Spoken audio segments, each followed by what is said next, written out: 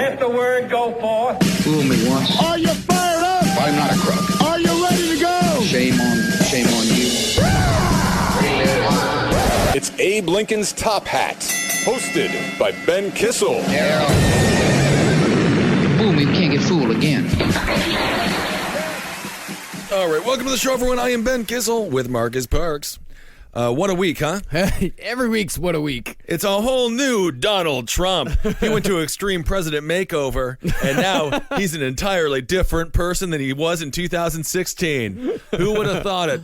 Multiple changes happened. We have a lot to talk about today. We just dropped a 22,000-pound bomb in Afghanistan, the strongest bomb other than a nuclear bomb. The mother of all bombs, they're calling it. They're calling it the mother of all bombs, and isn't that feminist of them? Isn't that nice? It's not the father of all bombs. It is the mother of all bombs. They blew up a couple of caves in Afghanistan. There was another strike in Syria, which led to the death of 18 allies. So that's always wonderful. And of course, the strike, the 59 Tomahawk cruise missiles that were sent over recently to Syria. 57 of them hit their targets, and the next day, planes were flying off the tarmac, and we don't even know if they got rid of the chemical weapons or not, because again, the Trump administration, the man who claims to never show his hand, told the Syrians and the Russians he was going to bomb them. Yeah. So it might all be for naught. However, Donald Trump has used his newfound love for bombing in order to increase his poll numbers, which are now sitting at around 50%. 2.5 weeks ago, they were 35%. The drumbeat of war is unfortunately the sound that Americans like to dance around. I don't know. I just don't get it. I really just don't get why just bombing somebody can raise your approval points for 15 points. With 15. With zero policy for the future. No Again, policy. Donald Trump has 1 foot in and 1 foot out of Syria. He has said that Assad can stay, and I would be against the bombings had they happened, but I would be slightly more comforted by them, for lack of a better word, if there was an actual foreign policy that would follow up with what the bombings were supposed to do, which is get rid of the chemical weapons in Syria. Well, somebody asked him during a dinner, I think, a reporter asked him, what is your long-term plan for Syria? Or do you have a long-term plan for Syria? And he just said, thank you very much. Thank you very much. Like Andy Kaufman. Thank you very much. Isn't that nice? And of course, McMaster and Mattis, General Mattis, are now in the ear of Donald Trump, much more in the ear of Donald Trump than Steve Bannon. Steve Bannon is on the way out. Of course, Steve Bannon was considered the mastermind, the puppet master behind Donald Trump. Donald Trump, of course, being the puppet himself. Bannon was on the cover of Time magazine 2 months ago. And ever since then, there has been a slow erosion of trust between Donald Trump and Steve Bannon. Donald Trump choosing to work closer with Jared Kushner, the man who promised to run the United States government like a corporation, making all of us consumers, and we will be getting into that a little bit later on regarding the Affordable Care Act and Donald Trump's strong-arming of the Democratic Party regarding cutting funding for people who have less income. So that's one of the changes, is that Donald Trump is now no longer nationalist or isolationist. He's an interventionalist. The alt-right is the only thing that makes this mildly okay is that the alt-right is livid. They're the cucks of the week. I hate that term, but they are officially cucks. Donald Trump has also done a 180. He is Belle dancing with the beast. He is spinning all around.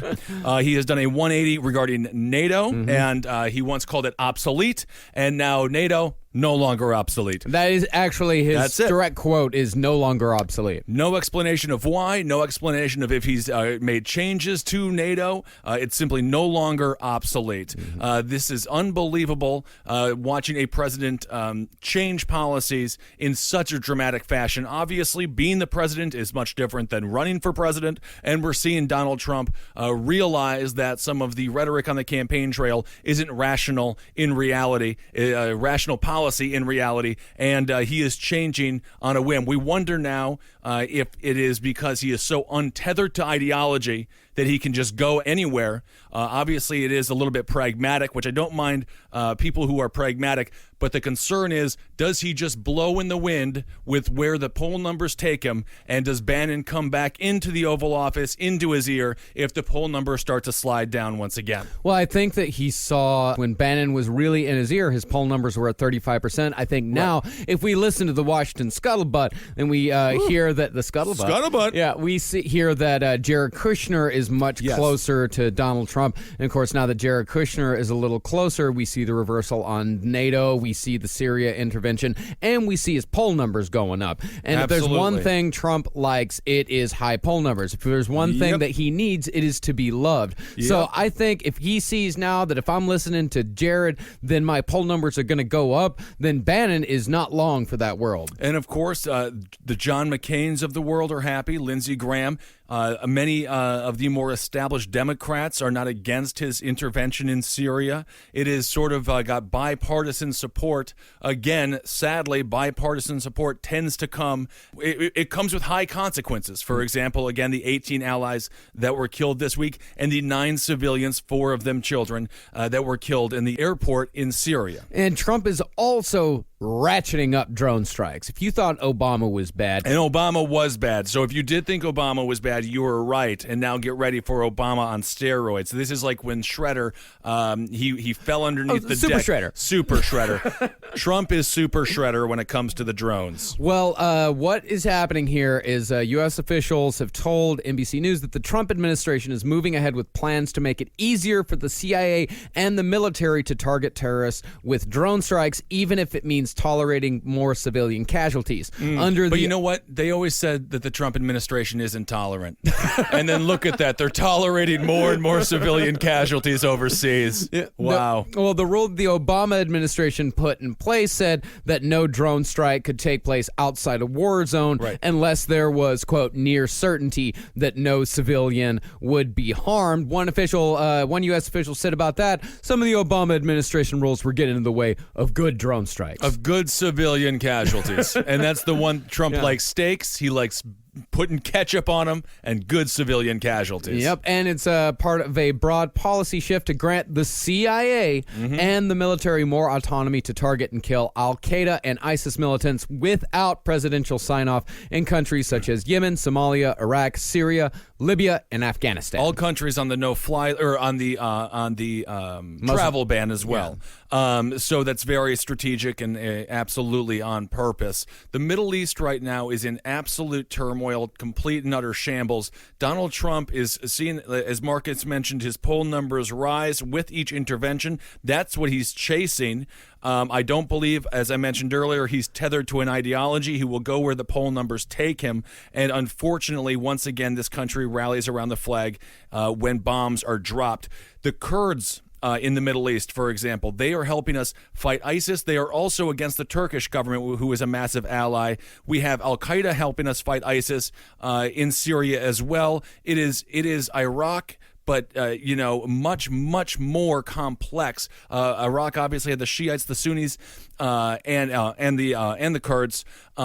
Those were 3 different factions. Syria is full of a multitude, almost a countless amount of different tribal groups, all vying for the position of power that would obviously be needed to be filled if Assad is brought out of office. This also plays into Donald Trump in a positive way because now he's distancing himself from the Kremlin. He's distancing himself from Vladimir Putin. They're no longer getting along. Or at least they say they're no longer getting along. Well, according to Donald Trump, it's at an all-time low. Although I don't know if he remembers the Cold War.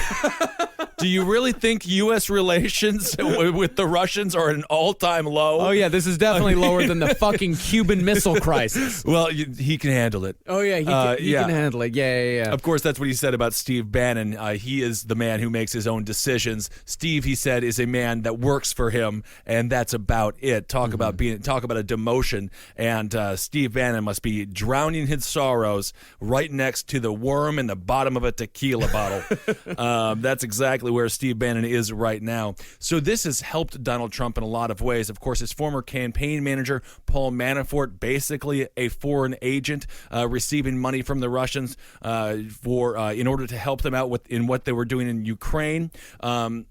And the Russian scandal has been a cloud over the Trump administration ever since day one, even before day one. Of course, Barack Obama, let's remember mid-December when he levied the sanctions against the Russians, something that Donald Trump then lifted. But these were, almost immediate.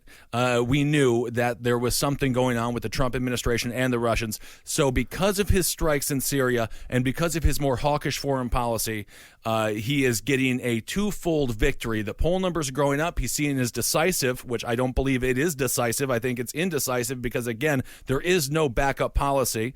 And he's also getting to argue that him and the Russians are no longer friends or even, just not getting along, or even allies to some degree. But, of course, the Russians are still doing the heavy lifting for the United States in defeating ISIS in Syria. Obviously, though, Vladimir Putin's loyalties lie with Assad. So Rex Tillerson is over there right now meeting with this fella. He is the Russian Foreign Minister Sergei Lavrov. And 3 years ago, Rex Tillerson was getting a award of friendship from Vladimir Putin himself. And now times have changed. The relationship has soured, and Vladimir Putin will not even meet with the highest diplomat in the United States, Secretary of State Rex Tillerson. I mean, just because Russia and Trump are pissed off at each other right now, again, right. All smoke, no fire, but just because they're pissed off at each other right now, that does not mean that nothing happened between them during absolutely. the election. And I think that's what a lot of people, that's the mistake a lot of people are making right now, where they're saying, well, look at how much he's pissing them off. Trump has no loyalty. He has absolutely no loyalty whatsoever towards anybody. Yeah. He does what is best for him. Right. Now, and goddamn the consequences. If I trusted him as a political intellectual, I would call it pragmatic, but I call it flippant. Yeah. Because I just don't think he has it. But he is learning on a daily basis. This stuff is very complex. Another turn of events, just to clarify, Manafort, records confirm that Paul Manafort, again, the former campaign manager for Donald Trump, was paid by a pro-Russia group in Ukraine years before he joined the Trump team. And of course, the annexing of Crimea, the going into Ukraine, was a huge foreign policy issue for the Obama administration. Paul Manafort going against his country and supporting the Russians, going against the U.S. policy regarding their attempt to claim the Ukraine.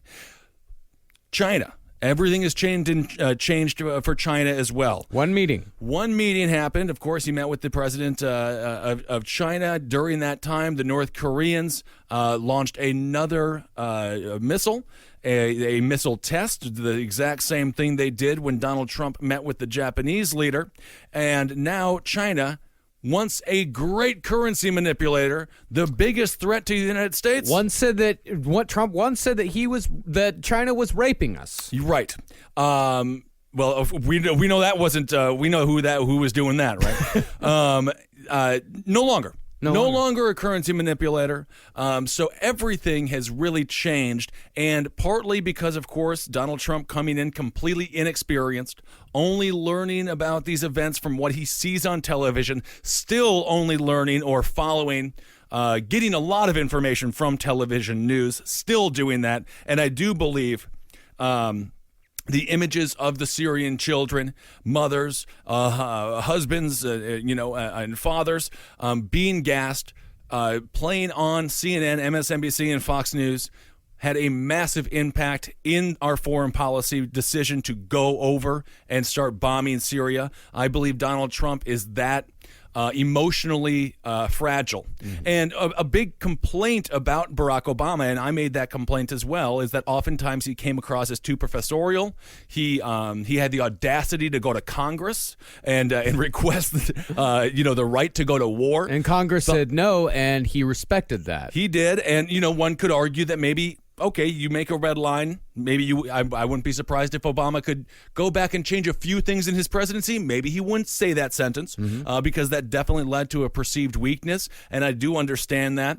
The news media right now, CNN, MSNBC, and Fox News, are normalizing Donald Trump's foreign policy They are absolutely giving him positive press because, again, they are financed by Northrop Grumman. There's billions and billions and billions of dollars to be made in war, and those news entities are on the front lines of receiving that money. They're loving it. They absolutely love it. So I think Donald Trump, I think the tail is wagging the dog. I think he watched that news footage. News anchors, they know that Donald Trump is watching. Working at Fox News in 2016, I got a tweet from Donald Trump. I did the Greg Gutfeld show. Remember that? Mm-hmm. And I was talking about, discussing some of his policies, and he tweeted at me.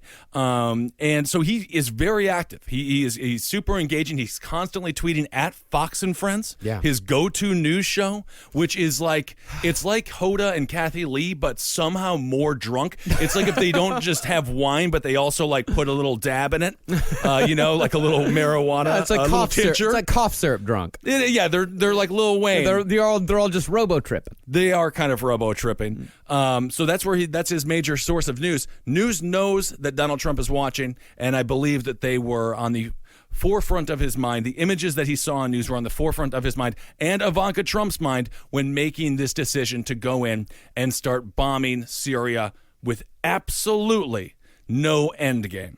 Well, that's what Donald Trump Jr. said, that the reason why they went in and bombed it is because Ivanka was touched by the images.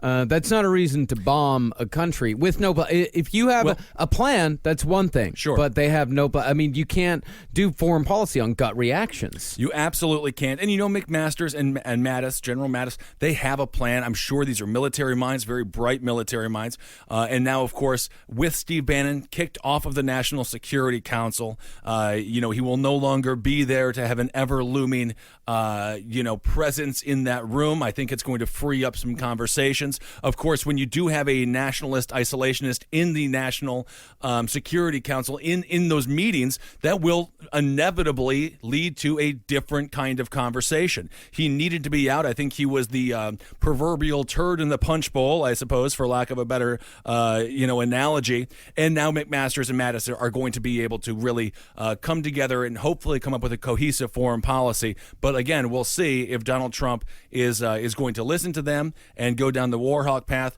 or just continue to enjoy playing with his toys. And that's a very sad statement, but I believe that's what's happening. I think he likes to watch them go boom. Yeah. I think he likes to watch the caves go explode, and I think he likes watching the news coverage.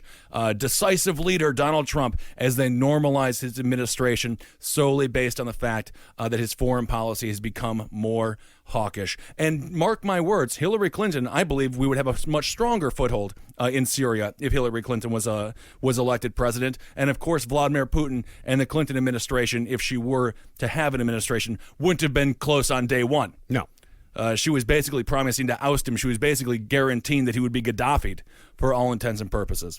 So a lot of changes are happening very quickly. And there's another flip-flop, the Fed.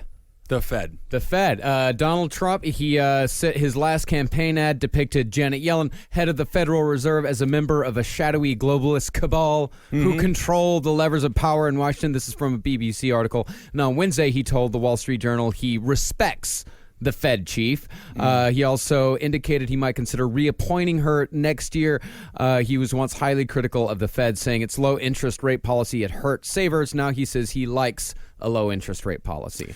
So now he's coming out for the Fed, which is another thing the alt-right absolutely hates. Absolutely. The alt-right absolutely hates it. And, of course, one of his largest mouthpieces, Alex Jones, completely against what Donald Trump has been doing this past week. It's been fascinating to watch that man do parkour all over this situation. Yeah, Just how is he reacting to this? I haven't even thought to check in on him. Very strangely, his tweets are positive, but also sort of like we're gonna hold his feet to the fire, and then occasionally they just bring up Benghazi. I swear to God, they just like the right is just like he's doing something we don't like, Benghazi, which was obviously a very sad situation in Libya that would not have occurred had we not overthrown Gaddafi. So they do have the point with that. So they're still sticking with but Hillary, huh? But Hillary, absolutely. There's no denying that. So now, as Alex Jones would say, we've played this clip a couple of times on the last podcast on the Left live shows. He's in bed with the Goblins. If you don't know what we're talking about, he's not just kissing goblins. Is he kissing goblins? Is he going and stabbing the goblins but giving them a little kiss? Or is he in bed with the goblins? But you know what we're getting to? We're getting close to, Marcus? He's going to have a baby with the Goblins. And you think that we're making this up. YouTube Goblins, Alex Jones. This is his mind. Yeah. And at this point, honestly, if you are a follower of Alex Jones, if you are on the alt-right, the goblin is impregnated, or Donald Trump is impregnated. I'm not sure how procreation works with goblins. He just has a baby with a goblin. Do they adopt? First it's killing goblins. Then it's stabbing a goblin, but giving him a little kiss. Right. So then it's kissing goblins. Right. Then it's in bed with a goblin. But now he's having the baby with the goblin, or he's having, and then after that, having a baby with a goblin. And so you get the feeling the more information. By the way, I cannot believe that Alex Jones got a call from Donald Trump. This whole world is just, it is earth-shatteringly stupid. What happens now with China regarding, and we'll get to the Sean Spicer thing in a second, because that's more lighthearted than the real things that are happening. As a matter of fact, I think the media needs to sort of stop covering Sean Spicer's Holocaust gaffe in some ways, because we got some really important stuff happening here. But as we've seen, ever since we've been able to vote, since the year 2000, the media will not cover the important issues if they can cover something as stupid as a gaffe from one of the dumbest press secretaries in the history of the United States, Sean Spicer, because they love the war. Yeah. It's too much money for them to turn down. China no longer being considered a currency manipulator. If you look at what happens, what's happening right now in North Korea, we have a huge amount of military in South Korea, and the United States was hoping that the Chinese had a lot more of a hold on North Korea. The North Koreans get 90% of their imports from China. They cannot survive without China's support. And as Marcus and I mentioned, I think maybe the last show or the previous show, I get the feeling, and Marcus, I want to hear your thoughts on this, North Korea right now reminds me of a cult in its waning days. They are so fatalistic. They are Aum Shinrikyo, ready to board the subway full of the sarin gas. What was it? Sarin gas. Sarin, yeah. They're ready to go for the final steps because the North Korean people are starving. As Kim Jong-un mentioned earlier, as he said earlier this week, Kim Jong-un, of course, the leader of North Korea, as you all know. The North Korean people, because they're spending so much on military, are going to have to tighten up their belts. That's the spinal cord. What are they going to do? Wear a rubber band? How much more can you tighten a North Korean belt? But that's how much they're spending on military. Yeah. They were amping up for something big. And the Chinese are the only possible source to stabilize that nation. And again, I believe that they are so erratic. I think Kim Jong-un is just so desperate at this point. He's David Koresh in Waco right now, and Janet Reno is rolling in, that they are willing to do anything. And they don't care if at the end of the day it costs mass casualties in North Korea, China, South Korea, and elsewhere around the world. I mean, you got to ask yourself if China pulling out of South Korea or North Korea is the worst thing that could happen. Then they're totally isolated. I mean, it's already the hermit kingdom, right? Then they're totally isolated, and then they truly have nothing to lose. And basically, at this point, my understanding of it from reading a couple of articles and talking to my friend Michael Malice about the North Koreans, and he agreed with my cult analogy. They don't. I don't even think that they are planning on having the Chinese support them for much longer, and I don't think they really care any longer. Yeah. Also, North Korea, they just opened a bar. So isn't that exciting for them? Oh yeah, got to have that Hennessy. Got to have that Hennessy, and I think they have a bunch of liquid cheese coming out of the taps or whatever the hell that stuff is. But Kim Jong-un loves it so much. Kim Jong-un took that right after his father, Kim Jong-il. He couldn't get enough of staring at stuff coming out of faucets. So right now the entire Trump administration is looking exactly like let's say a McCain administration or something that a Romney administration might look like. It's become extremely statist. There is no longer this massive nationalism, isolationism as a thread for his foreign policy, and his domestic policy, which we'll get into now, is really coming into fruition. And if you are a libertarian and you had this notion, and there's a lot of these alt-right guys, by the way, who are jumping ship and be like, no, I was a libertarian. I am a libertarian. No libertarian in their right mind would have voted for Donald Trump. States' rights, kiss him goodbye, out the frickin' window when it comes to marijuana. And when it comes to immigration, we got some real scary stuff happening right now. Jeff Sessions, he is zipping up the hood, and he is being, in my personal opinion, more barbaric than I even expected him to be. Easily. So what they're doing right now... He's taking notes from Sheriff Joe. This is Sheriff Joe Arpaio out of Arizona, who I believe should be in the prison that he currently runs, and many of those individuals, should be out of there. I'm also going to be at on a slight side note, April 24th. It's a Monday. I'm going to be at the steps of City Hall protesting to shut down Rikers Island right here in New York City. So if you're around, come out to that. We'll have a lot of fun. It's at 10:30 in the morning, and I'll be passing out some flyers for my BK for BK Brooklyn Borough Presidency run. So that's going to be a lot of fun. And I'm going to shake hands, and I'm going to say, hello, baby. You know what I'm going to do? Treat babies with respect. Always. If you're a baby, you want to be kissed by some random politician? I would never let my kid be kissed by a politician. No, I don't think... Never. I Not even myself. I won't even kiss my baby. If I become if I get elected to any office at any point in my life, I won't kiss my baby. No. I'm in the devil's game. That's not allowed. So yes, come out to that April 24th. So Jeff Sessions, there was a town in Michigan that proclaimed itself to be a sanctuary city. They immediately changed course on that. He's pushing through a policy that even conservative prosecutors are not known for their liberal leanings. It is a aggressive profession, to say the least. You have to be comfortable arguing that people's lives should end. You have to be comfortable throwing people in prison for countless years and for minor crimes in many cases. Even prosecutors are absolutely scratching their heads in concern for the Constitution of this country regarding the new laws as far as harboring illegal immigrants. Well, federal prosecutors are now required to consider prosecution all of the following offenses. 1, the transportation or harboring of aliens. So now this could be, are you a landlord? Do you rent a room to a family that is an illegal immigrant family? Are you now harboring illegal immigrants? If you live in the room next door and you're renting out a room, what does this mean? And I hate the analogy, and we'll go to Sean Spicer for a second. Calling Assad worse than Hitler. I hate all World War II analogies. Yeah. But this is Gestapo tactics. Yeah. I mean, this is making people so afraid to help. You know, why did Mary and Joseph have such a difficult time finding a place to stay? Because people were scared to harbor them.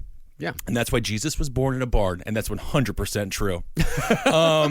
But that is it. But that's what happens. Well, they're saying that this is to prevent coyotes. The coyotes are the people that bring illegal immigrants over. They say it's for that, but the law is so broad that it can be anybody or anything. And ICE, we know ICE is now showing up at court hearings. There's many cases of women who were abused by their spouses going in and trying to get restraining orders against their abusive spouse, being arrested on the spot. I mean, ICE in the courtrooms, the way that they're doing it is it's a very new tactic, and it's totally predatory, and these people are just coming to them. Mm-hmm. And so prosecutors are like, what do you want us to do? We already have a massive backlog of illegal immigrants that have to be processed, and now you want to add this other layer of a mandatory misdemeanor upward, and then the second offense is a felony offense for people who, again, this can go to a landlord who rents out a room to illegal immigrants.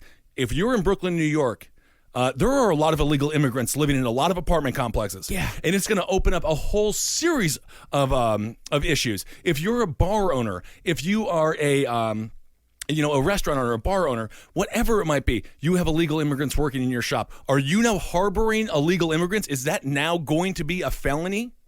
I mean, this stuff is very intense and very real, and it's going to lead to a society that is less open-minded, and at the end of the day, people are going to be too scared to help. People in Nazi Germany, they saw what was happening, but as we've seen in many documentaries, they turned a blind eye because they don't want themselves to be locked up. Mm-hmm.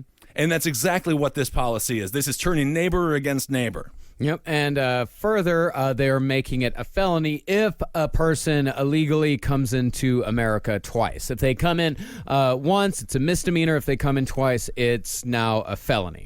So we have around 12% of our nation's prisons are private, and the vast majority of people who are imprisoned in our private prisons are illegal immigrants. So now we have a situation where we will be taking in someone, charging them with a felony because they came into our country, holding them here, forcing them to work.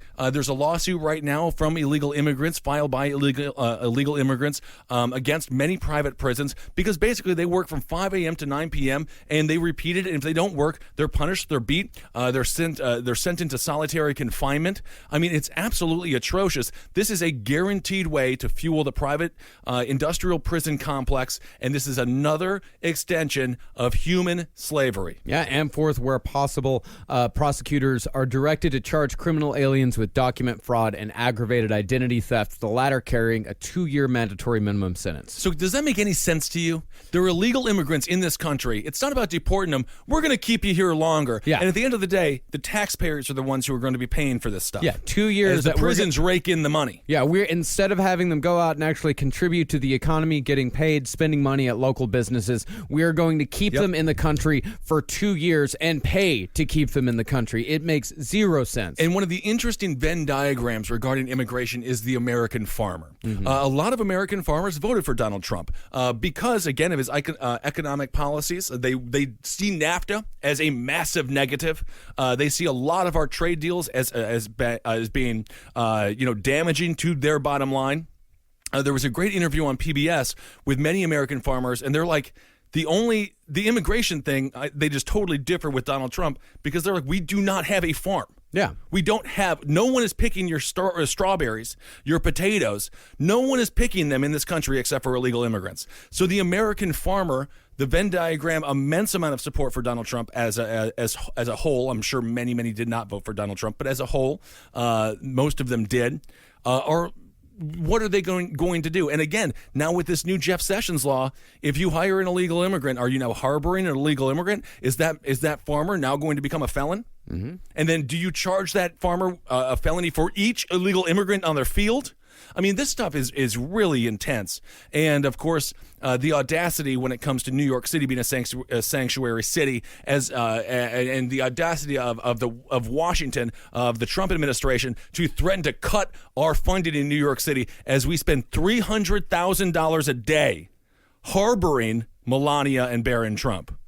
I mean, it is ridiculous. Jeff Sessions is a madman, a total and utter lunatic who in 1986 was considered too racist to hold the position he has now, and apparently in 2016 he's just racist enough to have it. It is ridiculous. Yeah, and furthermore, all the things that he's saying about marijuana, that he's coming out and pretty much taking away states' rights. Absolutely taking away states' rights, and the states that are going to benefit most from marijuana are your poor southern states. Alabama, Arkansas, those are the states that are going to need crops. They need products to sell, and those are the states that are best positioned to gain monetarily from marijuana. As factories have closed, as West Virginia, coal mining is not nearly as successful as it once was as a profession. These states need jobs. Yeah, I mean, marijuana is a cash crop, and you look no further than what's happening in Colorado. Replace all those tobacco farms with marijuana farms. Less people are smoking now than ever before, and those jobs have disappeared. Put marijuana farms out there. That's it. It's economic, it's compassionate, it's intelligent. Jeff Sessions is none of those three things, and it's fascinating to watch this man just erode the Constitution of this United States regarding states' rights, and it is. And I understand the argument. for against illegal immigrants is that they are here illegally, and I understand we do have an issue with illegal immigrants, but all this does is push things underground, and as we've seen every time there's a prohibition, it just leads to more and more nefarious people dipping their fingers in the pot, trying to make some money. Talk about the human sex trafficking trade. It's going to go through the roof when it comes to these illegal immigrants. Where are they supposed to turn? When they start getting trafficked all across the country, they can't go to the police. They're really just the lesser of two evils. And as Marcus, you always say about Donald Trump and Hillary Clinton, at least they know what's going to happen when they're in the human sex trafficking trade. They don't know what's going to happen when they go to over to ICE. They get sent to a private prison where they've got to work, like a modern day slave. So it is. I could not disagree with Jeff Sessions and what he is doing right now with the Justice Department as Attorney General. I think it's truly atrocious. And even, again, conservative prosecutors are in awe of what's happening right now in this country. So, anyway, Sean Spicer's an idiot. That's the funnest story of this week is literally involving Hitler. It literally involves Hitler and the Holocaust. And that's our lighthearted beat on This Week in Politics. It's unbelievable. For those that don't know, Sean Spicer said that Assad is worse than Hitler because even Hitler didn't use gas. Even Hitler didn't use gas on his own people. So either he doesn't believe that Jewish people could be German, or he is just totally historically illiterate. Or it's more nefarious than that, and this was a dog whistle to the alt-right who are currently upset with Donald Trump for the ousting of Steve Bannon and for his change in policy. It might just be a dog whistle to them being like, yo, bro, don't worry about it. I don't think the Holocaust was nearly as big of a deal as they're making it out to be. I'm with you, Richard Spencer, and all these other total maniacs. Oh, no, that is giving him way too much credit. I don't think it's a dog whistle at all. I think he's just an idiot that doesn't know much about history. Yes, I do think that. So it might be a dog whistle. Yeah. To the alt-right. Yeah, maybe. But I really think he's just talking out. I mean, that's the great irony about Sean Spicer is that he is a bad communicator. He is. He is the press secretary, and he is a bad communicator. Yes, he absolutely, and he does have a very difficult job. I do feel mild sympathy for Spicer because you get the feeling he's wearing diapers now. Like he is just like, I used to be the White House Easter Bunny. Yeah. What happened? Why, I was such a source of joy. He used to be. I mean, of course, he was a former communications director. That's how he got this position. So he does have a history, which even makes it worse. Ari Fleischer and Dana Perino, they both worked under W. Bush. And I know Dana Perino fairly well. She's always been extremely nice to me. I've done a couple of different spots with her on television. She's a very sweet gal. But they both agreed it's probably time for Sean Spicer to step down and go because he doesn't seem equipped for the job. And if you watch the clips when Spicer made this gaffe, the reporters were almost like they were like fathers trying to like lower the rim for their kids so they can make the basket so they could go inside for dinner. It's like, one more free throw, son. We'll go and have dinner. It's like, Brick, let's lower it to 8 feet. Let's see what we can do, Brick. How about we'll put it on the ground, and then you put the ball in it on the ground, Brick. I mean, they literally asked him, like, can you rephrase that? What do you mean Hitler did not use gas on his people? And then he tripled down. It was totally lost on him. But who calls concentration camps Holocaust centers? I have never even in my life. It is unbelievable. Holocaust centers? That sounds like a place where you go, and I don't even want to joke about that.